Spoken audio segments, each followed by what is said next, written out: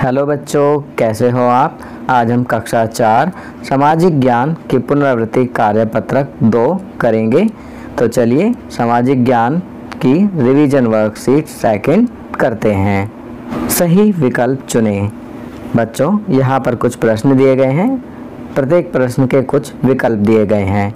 आपको सही विकल्प को चुनना है। पहला प्रश्न, भोपाल किस पठार पर स्थित है। तो यहाँ विकल्प दिए गए हैं, नागपुर का पठार, मालवा का पठार, दक्कन का पठार।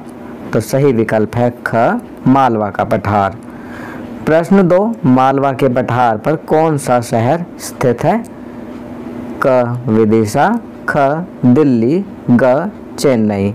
तो सही विकल्प है विदिशा। तीसरा प्रश्न, गुजरात में कच्छ की खाड़ी में कौन सा बंदरगाह स्थित है। कांडला, मैंगलोर, मुंबई। तो सही विकल्प है कांडला। चौथा प्रश्न, भारत में मानसून किस महीने में आता है। जनवरी, मार्च, जुलाई। बताइए कौन से महीने में मानसून आता है। तो सही विकल्प है जुलाई। पांचवा प्रश्न, अरावली से नीलगिरी तक कौन सी नदियां बहती हैं। तो यहाँ विकल्प दिए गए हैं, झेलम, चेनाब, नर्मदा, ताप्ती, सिंधु, गंगा। तो सही विकल्प है नर्मदा, ताप्ती। चलिए आगे बढ़ते हैं।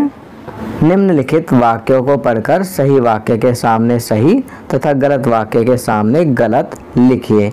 तो आपको सही के सामने सही और गलत के सामने गलत लिखना है। छठा प्रश्न, ढलान जैसी दीवार को कगार कहते हैं। गलत। सातवां प्रश्न, केरल का पूरा पश्चिमी भाग समुद्र तट है। सही। आठवां प्रश्न, शहर से लोग गर्मी से बचने के लिए पहाड़ी इलाकों में जाते हैं। सही। नौवां प्रश्न, कन्याकुमारी भारत के एकदम दक्षिण में है। सही। प्रश्न 10, खेती के लिए बहुत कम पानी की आवश्यकता होती है। गलत। खेती के लिए बहुत अधिक पानी की आवश्यकता होती है। चलिए आगे बढ़ते हैं। निम्नलिखित प्रश्नों के उत्तर दीजिए। अब प्रश्न 11 से 15 जो हैं उनके उत्तर देंगे। 11वां प्रश्न, लू किसे कहते हैं। तो इसका उत्तर है, दिन के समय चलने वाली शुष्क और गर्म हवाओं को लू कहते हैं। 12वां प्रश्न, बरसात के मौसम में गीले कपड़ों के सूखने में देरी का क्या कारण है। तो इसका उत्तर लिखेंगे, हवा में नमी के कारण। 13वां प्रश्न, विश्व के सबसे बड़े डेल्टा का नाम लिखिए। तो इसका उत्तर लिखेंगे सुंदरबन। सुंदरबन विश्व का सबसे बड़ा डेल्टा है। 14वां प्रश्न, प्रायद्वीप किसे कहते हैं। तो इसका उत्तर लिखेंगे, वह स्थान जो 3 ओर अर्थात 3 तरफ से जल या समुद्र से घिरा हो प्रायद्वीप कहलाता है।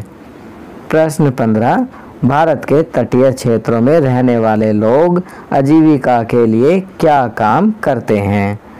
तो इसका उत्तर लिखेंगे, भारत के तटीय क्षेत्रों में रहने वाले लोग अपनी आजीविका के लिए मछली पकड़ने का काम करते हैं। चलिए आगे बढ़ते हैं। चित्र आधारित प्रश्न।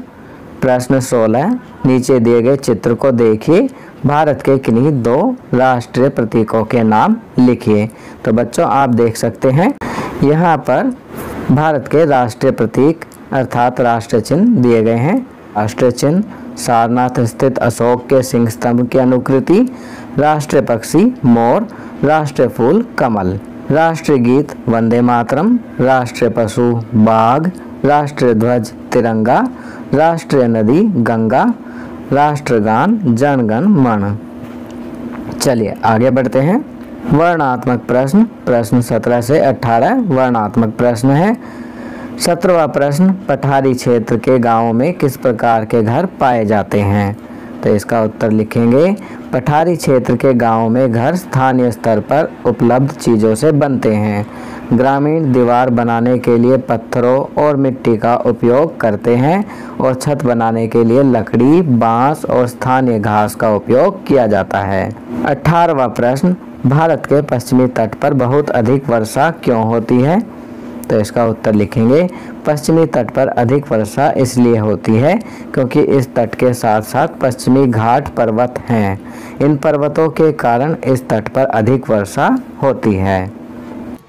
तो बच्चों, ये वर्कशीट यहाँ कंप्लीट होती है। अगर ये वीडियो आपको अच्छी लगी तो इसे लाइक एंड शेयर ज़रूर करें। अन्य विषयों पर बने हमारे लेटेस्ट वीडियोस को देखने के लिए चैनल को सब्सक्राइब करना ना भूलें और देखते रहिए हमारा channel knowledge kingdom. Thank you.